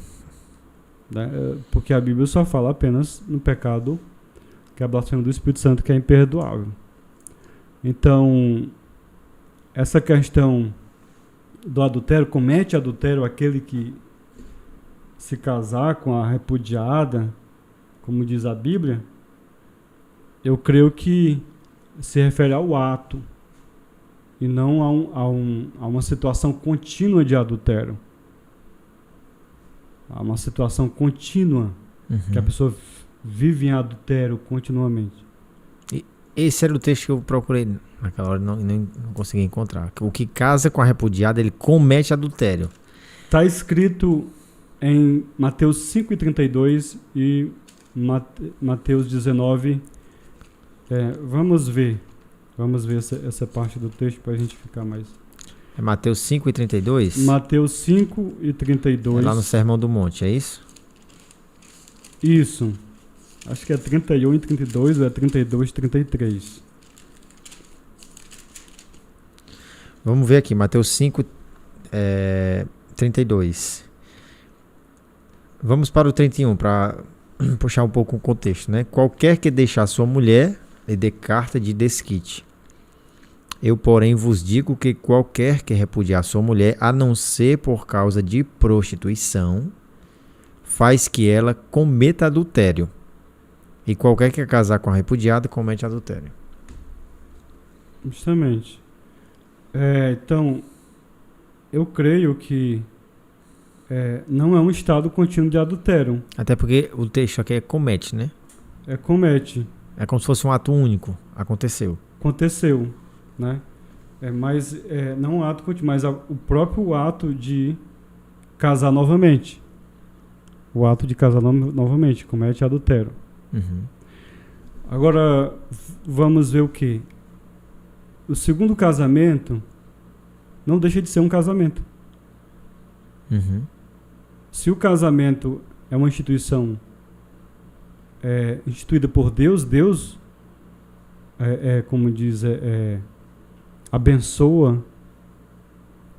Então, se há um novo casamento e a pessoa respeita os votos conjugais, a outra pessoa que ele conseguiu conviver, então eu acho que a graça e a misericórdia de Deus pode alcançá-lo.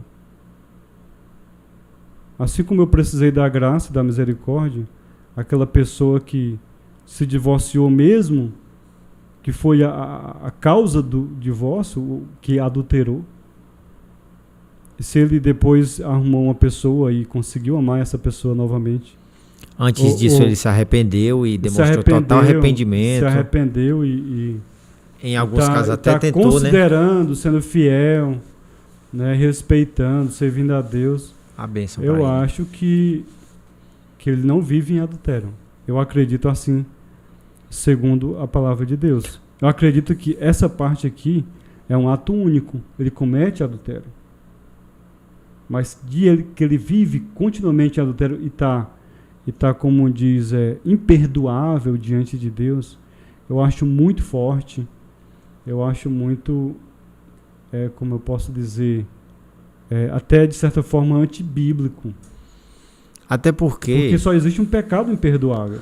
Até porque, digamos, que a pessoa que ela foi vítima de adultério, se esse versículo ele é base para todo o restante de vida daquela pessoa, eu vejo como que seja algo, por exemplo, eu não sei se é a palavra correta que eu vou usar, eu posso até tropeçar na minha palavra, o irmão pode me corrigir com uma palavra mais bem colocada, mas, por exemplo, a pessoa que está casada, ela foi vítima de adultério, ela se divorciou. Nesse caso aqui, ela tem total direito de casar, porque senão seria muito injusto ela não ter tido culpa do divórcio e nem no que acarretou aquele divórcio, e ela ter que viver o resto da vida só. Não parece ser algo injusto? Eu não fui o causador do divórcio. Eu não queria o divórcio. Eu não adulterei. Eu não traí o meu esposo ou a minha esposa. O divórcio ocorreu. Agora eu estou divorciado ou divorciada. Eu não posso mais casar com ninguém porque houve um divórcio ali. Parece ser até sem sentido. Nesse caso aí... Entra lá no caso do adultério. No caso, nesse caso aí, onde Deus permite o divórcio, ele permite um novo casamento.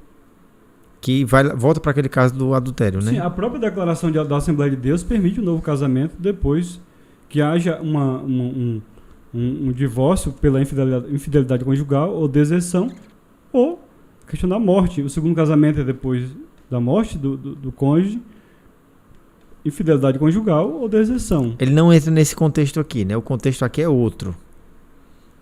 Esse contexto aí é outro. Entendi. É da repudiada. Repudiada. Ela casar e a pessoa que casar com ela não cometer adultério, não viver no adultério. Justamente. Então, eu acredito que é um ato único e não que a pessoa vai ver para sempre adultério. Até porque, irmão... Seria muito... Até porque se... Ilógico, né? Se fosse... Ilógico. Porque se fosse um pecado imperdoável, a Bíblia falaria sobre isso. Mas a Bíblia só fala na blasfêmia contra o Espírito Santo. Até porque tem casos em que a pessoa, ela cometeu adultério, divorciou-se, cada um foi para o seu lado. Uma das partes ali constituiu uma nova família, iniciou um novo casamento, e de repente, antes disso, essa pessoa que cometeu adultério, ela tentou reatar, mas não conseguiu mais. A outra pessoa já estava iniciando outro relacionamento e não quis mais reatar aquele relacionamento que foi apartado ali, divorciado, né? Houve o divórcio.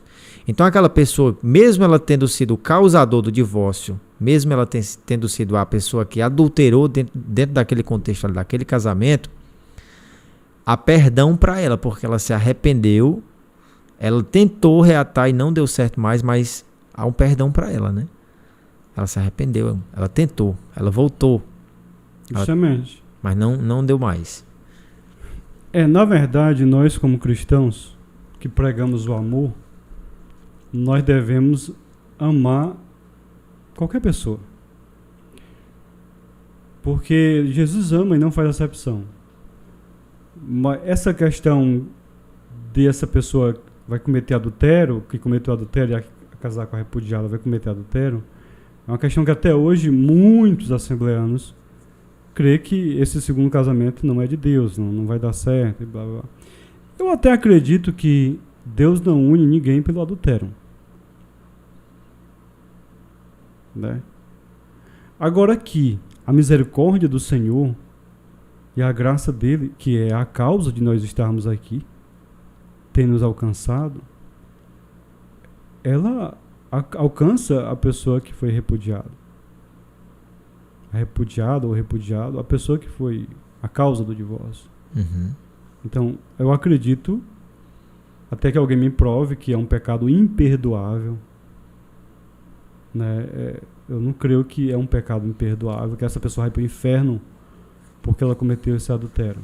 O próprio livro... Se ele realmente, ou ela realmente se arrependeu. O livro de Provérbios, ele deixa bem claro isso, né? Aquele que confessa e deixa. Pois é, se ele confessou e deixou. E não foi mais uma prática na vida dele. Não foi mais uma prática na vida dele. Ele alcançou a misericórdia. Ele alcança a misericórdia de Deus. Né? Eu não posso... É muito fácil. Cometeu adultério. Tá no inferno, Tá né? no inferno, nunca mais vai ter restauração. É muito fácil para quem só olha e aponta, né? Então, agora, nós vamos ter que ver o seguinte. Existe uma situação que é uma situação que tem que ser avaliada. Que é aquilo que as convenções estaduais, especialmente da Assembleia de Deus, discute, né? A questão quando a pessoa se trata de um obreiro, um pastor, um presbítero, né? Porque lá em 1 Timóteo 3 e 2 diz que tem que ser marido de uma só mulher. E de acordo com essa interpretação, algumas convenções estaduais, a CGADB dá, como posso dizer, liberdade para as convenções estaduais do Brasil fazer as suas próprias interpretações ou aplicar suas próprias disciplinas. Eles interpretam, se eu não me engano, a Convenção do Piauí interpreta assim: se for o caso do presbítero ou do pastor, do obreiro, ele não pode exercer mais um ministério. Na mesma função, pelo menos, né? Não, de forma nenhuma. De forma nenhuma. Porque eles interpretam que esse versículo de 1 Timóteo 3 e 2, que é marido de uma só mulher, tem que ser só o primeiro casamento. Independentemente se ele foi vítima de um adultério, vítima de uma traição, de uma infidelidade conjugal. Independentemente disso. Embora ele não tenha sido culpado. E mesmo ele não tenha sido culpado. Algumas convenções mais conservadoras. Outras não, mas algumas ainda interpretam dessa forma. Mesmo ele não sendo culpado, ele não pode exercer mais o ministério. Se a mulher o deixar, abandonar, o pastor, o obreiro, se a mulher deixar ele, ou se foi traído, ele se divorciou, ele não pode mais exercer. Isso aí em algumas regionais, né? Algumas regionais. Mas é assim, o que eles alegam que é legal, o divórcio é legal, o novo casamento é legal e até tem permissão bíblica. Porém, ministerial, de acordo com os requisitos do obreiro de 1 Timóteo 3, não é moral ele ter o segundo casamento. E se ele tem que ser marido de uma só mulher. E no caso como se fosse só o primeiro casamento. E no caso, se ele ficasse divorciado e sem contrair um novo casamento, ele também não poderia exercer. Sendo divorciado, mas sem contrair um novo casamento. Ele ficou solteiro, digamos, né? Aí, no caso, aí vai a CGADB dá, que eu posso dizer, liberdade, né? As convenções estaduais avaliar pela mesa diretora da convenção a situação de cada situação, de cada Aqui caso. No Ceará? Aqui no Ceará eu não sei te dizer de certo como funciona, mas com certeza vai ser avaliado. Cada caso vai ser avaliado. Né? Se vai permanecer Tem solteiro. Até pastores que não fazem o segundo casamento, né? Tem pastores ainda hoje bem conservadores que eles não fazem. Pois é. Então é um caso que tem que ser avaliado por cada convenção. Quando se trata de ministério, de pastor, presbítero, que eu posso dizer, é uma situação mais complicada. Tô entendendo. Complicada, porque eles alegam que é legal, tem a permissão bíblica, mas ministerial é como se fosse imoral. Tô entendendo. É legal, mas não é moral. Então, isso até mesmo para manter um padrão, né? Para manter o padrão. Eles observam aquela parte de 1 Timóteo 3 e 2.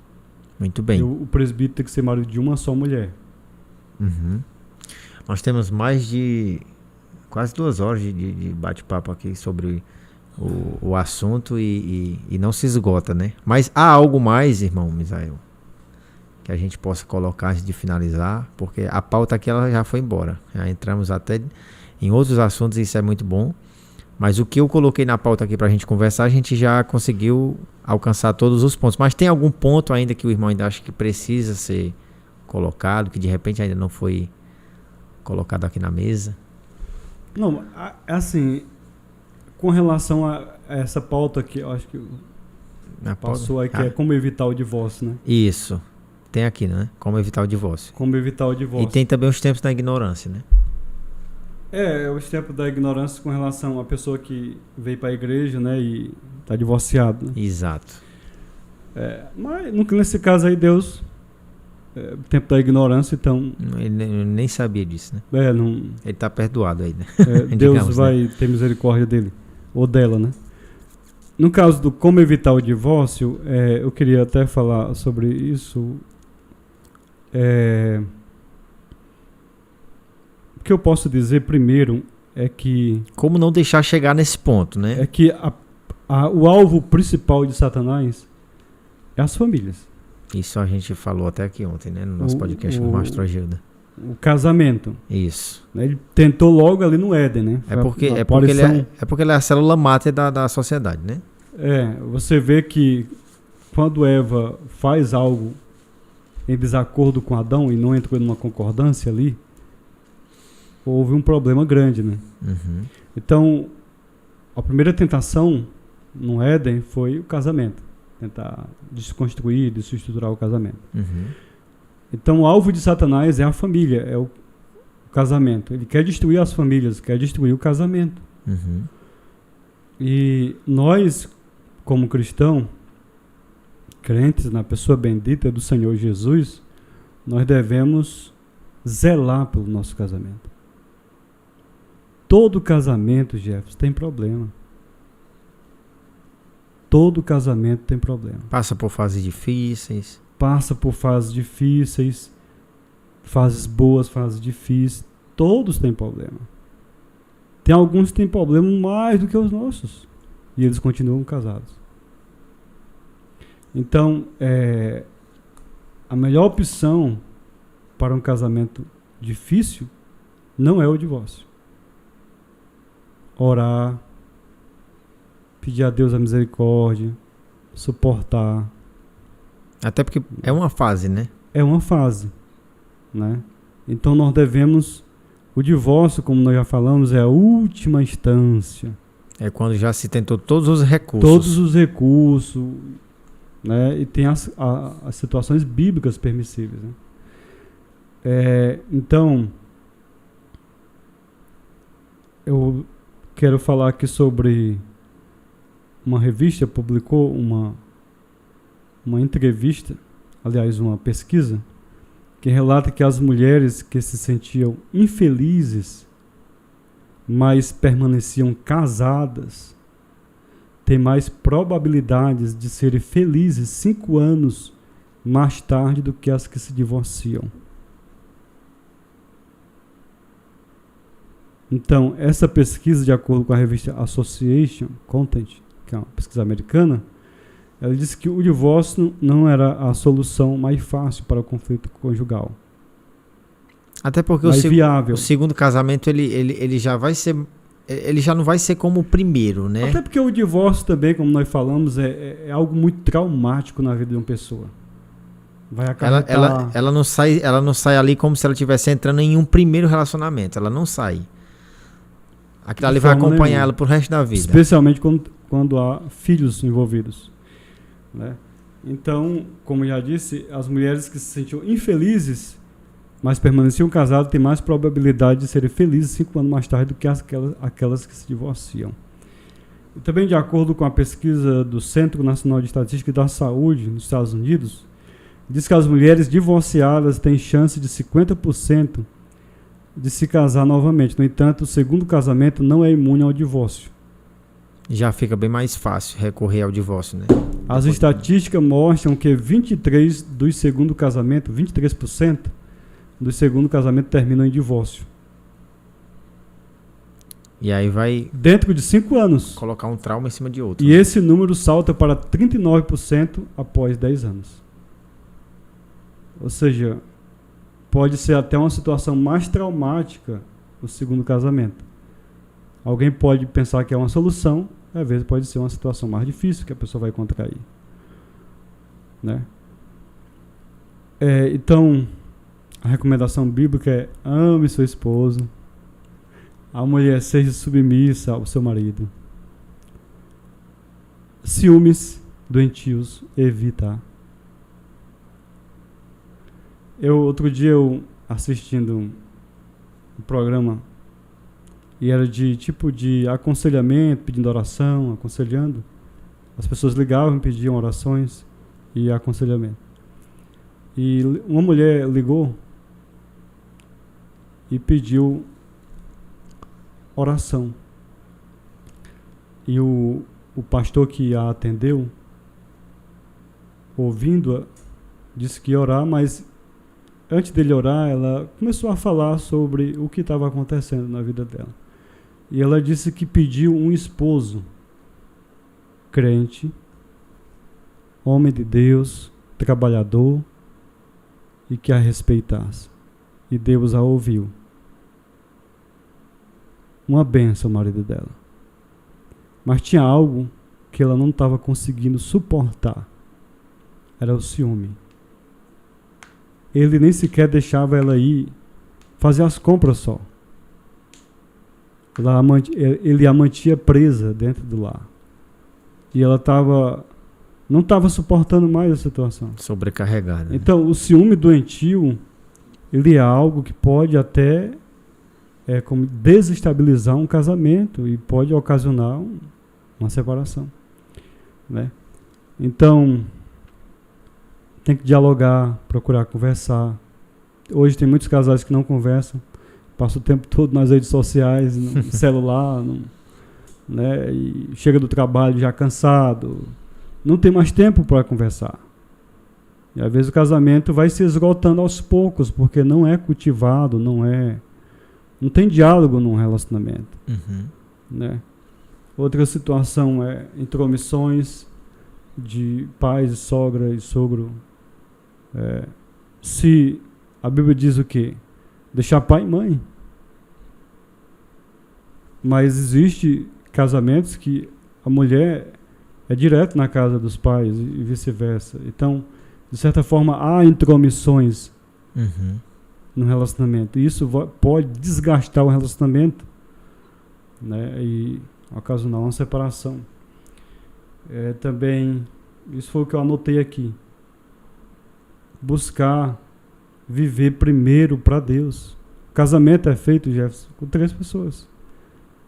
O homem, a mulher e Deus. É o cordão de 3 dobras. 3 dobras, né?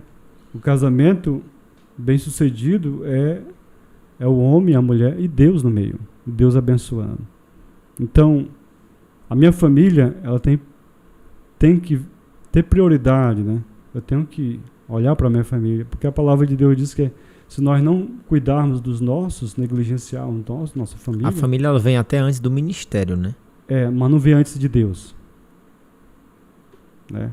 Você não pode colocar a família antes de Deus. Deus primeiro, depois a família, depois o ministério. Né? Primeiro eu busco, até porque, em primeiro lugar, buscar o reino de Deus. Né? Primeiro o reino de Deus, depois família, depois ministério. É porque, de certa forma, se a família vai mal, o ministério não pode ir bem, né? Tá lá em Timóteo, né? Então, primeiramente, Deus, segundo a família. Se o presbítero não cuida bem da sua casa... negou a fé e é pior do que o infiel. Né? Então, evitar o egoísmo é interessante também. Que casamento a gente tem que muitas vezes renunciar às nossas próprias vontades. É casar para fazer o outro feliz, né? Fazer o outro ser a pessoa certa. Se a pessoa tiver esse entendimento, aí pronto. Aí... porque muitas das vezes a mulher, o homem pensa mais em si. Muitas das vezes a gente, para ter um consenso, ter uma harmonia no lar, a gente tem que renunciar até abrir mão, né? Abrir mão das nossas próprias vontades, opiniões, para ter essa harmonia. E o resultado é bem mais... Eu sempre digo que a maior bênção de um lar, de um casamento, de uma família, é a harmonia. Não existe. Pode faltar comida. Não. Pode faltar dinheiro. A maior bênção é a harmonia.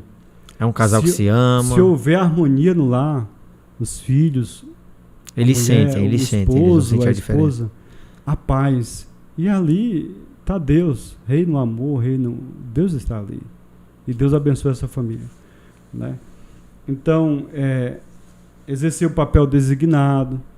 Por exemplo, o marido exercer o papel de marido, a esposa exercer o papel de esposa, apesar de que hoje existem muitos maridos que não exercem mais o papel de marido. A troca da função, né? Inversão de papéis, a mulher está exercendo o papel do marido, então, de certa forma, isso pode perdurar por um período de tempo, mas às vezes pode se esgotar, pode exaurir, pode trazer consequências mais na frente, que a mulher não vai suportar ver um homem que não assume o papel dele dentro de casa, né? Não por muito tempo, né? Porque pode haver uma exceção no caso de desemprego, de um ou de outro ali. Mas às vezes tem homens que não exercem de maneira nenhuma. De nenhum, assim. Então isso pode trazer problemas, sequelas no relacionamento. Também a questão da intimidade sexual que nós falamos, né? Que tem que seguir o que Coríntios diz, lá em Paulo diz a Coríntios 7, né? Não vos priveis, né? Não vos privar, tem que ter a constância, ou se privar por motivos espirituais, entrar em oração. Por um tempo determinado. Ou se não, por uma situação que nós falamos, questão de saúde ou enfermidade. Né? Né? Uhum. E evitar relacionamentos férteis. Eu sempre digo, Jefferson, que o marido, o homem casado, ele não tem amigas mulheres. Uhum. Ele pode ter companheiras de trabalho, companheiras de escola, faculdade, ou companheiras de serviço, colegas ali. Uhum. Mas amigos, amigas quer dizer. O homem casado ter amigas... Isso é muito complicado e estranho até. Amigas íntimas de ficar conversando no WhatsApp, rede social, batendo papo, até coisas de relacionamento. Isso é perigoso. É perigoso. Ainda que essa pessoa, colega, companheira de serviço, de trabalho, ou de estudo, seja uma pessoa bem extrovertida ou amigável, mas relacionamentos férteis, intimidade, só pode haver entre o marido e a esposa. E vice-versa. Ela também. A mulher não pode ter, porque isso é muito perigoso. Uhum. Você está abrindo uma brecha para uma tentação. Uhum. Né? Outra situação também, procurar administrar bem as finanças, porque existem casais que se separam por causa da má administração financeira. Isso é uma realidade, viu? Muitos divórcios, há uma estatística que diz que uma média muito alta de divórcios é por conta de problemas financeiros, né? Problema financeiro. Dívidas. Existem mulheres que conseguem administrar melhor o dinheiro do que o próprio marido. E o marido tem que reconhecer isso. Se eu sou uma pessoa muito consumista, eu tenho algum tipo de vício ou hábito, sei lá, que um hobby que eu gasto muito nisso, desenfreado e deixo a desejar na minha casa, ou pagar minhas dívidas básicas de casa, então, e a minha mulher consegue administrar melhor do que eu, então eu vou dar para ela o dinheiro. Isso é uma questão de... Fica a dica, né? De ter sabedoria, né? Fica a dica, né? Então, mas infelizmente existe o contrário também, né? Tem mulher que é uma benção, né? Se pegar o cartão do marido, o limite vai embora rapidinho, né? Então, tem que ter essa boa administração financeira, porque pode vir esse equilíbrio. Pode haver um problema sério no futuro, como uma separação. A questão do perfeccionismo, é interessante nós observar isso, que a pessoa que nós casamos não é perfeita. Não é perfeita. Aquele sonho de criança, de adolescente, de jovem, de casar com aquela pessoa que é a alma gêmea, a minha metade, a gente tem uma ilusão que vai ser uma pessoa perfeita para nós. Nós criamos essa situação na nossa mente. Esse protótipo aí na mente, né? Mas... Que não existe. Não existe. Nem não na existe. mulher, nem no homem, né? Uma vez eu ouvi uma irmã em Cristo, ela era casada e me falou isso. Eu disse, Misael, acho que eu estava namorando com uma jovem, e ela falou, quando a pessoa se casa, são duas pedras brutas. que vai se adaptando. Uhum. É como se fosse duas pedras, vamos usar uma linguagem bem do interior aqui, né? Duas pedras de calçamento. Elas chamada se juntam. A pedra tosca, né? Pedra tosca. Elas se juntam aqui, mas não quando se casam. Mas ela não se encaixa. Com o tempo, eles vão se desgastando um pouco. No bom sentido da palavra. No bom sentido. Uhum. Até se encaixar. Ou seja, o marido vai conhecendo os defeitos da esposa, mas também não deixando de reconhecer as qualidades dela. E a mulher vai reconhecendo os defeitos do marido, mas também não deixando de reconhecer as qualidades dele. E quando há esse reconhecimento e a busca de melhorar, aí o casamento vai andar. Mas dizer que essa mulher não é para mim, ou esse homem não é para mim, eu tenho que arrumar uma pessoa que se parece comigo, que dá mais certo comigo. Ou que é mais bonito. Muitas das vezes isso vai ser uma ilusão. Porque todos são diferentes. Não existe ninguém semelhante. Todos são diferentes. Eu posso, vamos citar um exemplo, uma hipótese. Eu posso separar da minha esposa e encontrar uma mulher que não tem os defeitos dela. Uhum. Isso vai ser uma benção a princípio. Essa aqui, graças a Deus, não tem um defeito daquela que eu vivia com ela. Vou viver mais em paz com isso aqui, nessa situação. Porém, ela não vai ter as virtudes que a minha primeira tinha. E aí eu vou ter que tolerar, vou ter que superar, vou ter que conviver com isso. Então, todo ser humano tem um grau de imperfeição, ou seja, um grau de defeitos e um grau de qualidades. Todo ser humano. A questão é que nós devemos conviver, reconhecer isso e procurar melhorar a cada dia. Especialmente no relacionamento. Levando em conta que o casamento deve ser até que a morte os separe, né? E o casamento é uma construção inacabada, né? A cada dia, um vai descobrindo o outro, um vai tolerando mais o outro. É como eu vi o pastor Norman Geisler dizer, ele disse que o casamento é para sempre, mas não é eterno. Não existe casamento no céu, né? Uhum. Eu já ouvi alguém dizer que se houvesse casamento no céu, o céu não seria tão perfeito. Então é isso. Esse casamento é até que a morte separe. Na eternidade não haverá casamentos. Amém. E aí a gente finaliza a pauta? Por enquanto. Por enquanto, né? Alguma... Outra. Mas que o assunto é extenso, né? Ele é um assunto muito extenso, né? A gente não consegue esgotar num podcast de 1h30, de 2 horas. Mas fica aqui a mesma fala do início. De repente, se a gente não tratou de alguma questão que você que vai assistir tem curiosidade, coloca nos comentários. Em uma outra ocasião, a gente pode tratar sobre essa questão. Ou se ficou alguma dúvida a respeito de algo que foi falado, de repente não ficou tão bem esclarecido, coloca também nos comentários. A nossa pauta foi embora, a gente já tem quase 2 horas de vídeo aí, vai dar um podcast maravilhoso, vai servir como base para muitos relacionamentos. Eu creio que, como já foi falado, é um assunto que não se esgota, porque se a gente for tratar de cada minúcia que tem dentro de um relacionamento conjugal, a gente se fizer um congresso, um simpósio, ainda não dá para esgotar o assunto. Mas eu creio que aqui foi esclarecido muitas coisas. Eu aprendi muitas coisas aqui, a respeito até da questão do novo casamento, as questões bíblicas ali em que há a permissão. Eu aprendi, eu acredito que alguém que vai assistir também vai aprender algo. E eu faço as minhas considerações finais agradecendo aqui, né, ao presbítero Misael, irmão Misael. Para mim foi uma bênção.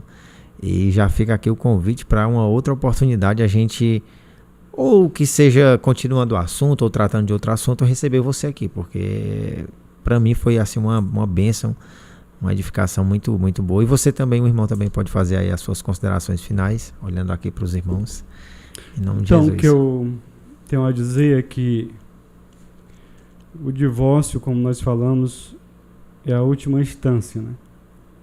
Então, a pessoa que passa pelo divórcio, ela sofre muito. E o segundo casamento, às vezes, não vai ser tão bom, né? Então, o divórcio traz sequelas terríveis na vida de uma pessoa e especialmente na vida dos filhos. O meu conselho é que, porventura, alguém tiver que está assistindo esse vídeo, está passando por alguma crise no casamento, ore ao Senhor, busque a Deus, porque Deus pode fazer muito mais daquilo que pensamos e daquilo que imaginamos. Glória a Deus. Às vezes a gente pensa que o divórcio vai ser a solução, a separação vai ser a solução, mas às vezes pode até piorar a situação.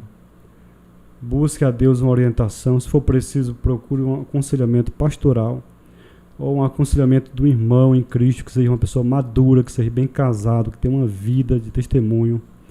Então, mas o divórcio é a última instância, levando em consideração que não é a vontade de Deus. A vontade de Deus é que o casamento perdure por toda a vida, né? Então, busque ao Senhor, procure orar ao Senhor, ter um aconselhamento e zele sempre pelo seu casamento. E acima de tudo, antes de fazer eu posso dizer, tomar uma atitude tão complicada dessa, que é uma atitude de separação, pense nos seus filhos. Se você tem filhos, filhas, pense neles, porque eles vão sofrer algo que eles não merecem, né? Então esse é o meu conselho. E as pessoas que passaram por crise de divórcio, seja lá se adulterou, a que adulterou, a que não adulterou, que a igreja possa amá-las, né? E que Deus, na sua infinita graça e misericórdia, assim como tem nos alcançado, e nós não somos melhores do que eles, temos defeitos também, eles podem também receber da misericórdia do Senhor, da graça, se eles se arrependerem de todo o coração. Glória a Deus. Né? E aqui eu agradeço também aqui o Jefferson, né? Presbítero agora, né? Que Deus abençoe o canal, né? Café e Bíblia. E que seja uma bênção para muitas pessoas, né? Amém. Para mim é uma honra sempre estar aqui. Amém. Então nós vamos finalizar pedindo mais uma vez aqui, antes da gente iniciar, a gente orou e o irmão Misael também ora agora para a gente sair daqui mais abençoado, né? Senhor, nosso Deus, nosso Pai, nós te oramos, Senhor. Glória a Deus. Que o Senhor possa visitar essa pessoa. Obrigado, Jesus. Que está assistindo esse vídeo. Sim, Deus. Se ele está em um bom casamento, está em harmonia no seu lar, Glória que o Senhor Deus. possa conservar e possa abençoar mais e mais. Aleluia. Mas se porventura essa pessoa está passando por alguma crise no casamento, que o Senhor possa restaurar o seu casamento. Em nome de Jesus. Que possa haver harmonia. Glória a Deus. Se o problema for na esposa, que o Senhor possa trabalhar no coração dela. Sim, Deus. Se o problema for no marido, que o Senhor possa trabalhar no coração desse homem. Glória a Deus. Mas que não haja separação, que não haja divórcio. Oh, Deus, tem porque a tua misericórdia. vontade é que o casamento dure até a morte. Seja até Sim, Deus. a morte que separe. Que Deus possa abençoar Tem a misericórdia todos. dos casais, Senhor, Em de Jesus. nome do Senhor Jesus. Amém. Amém. Então, nós nos vemos no próximo podcast em nome do Senhor Jesus. Amém.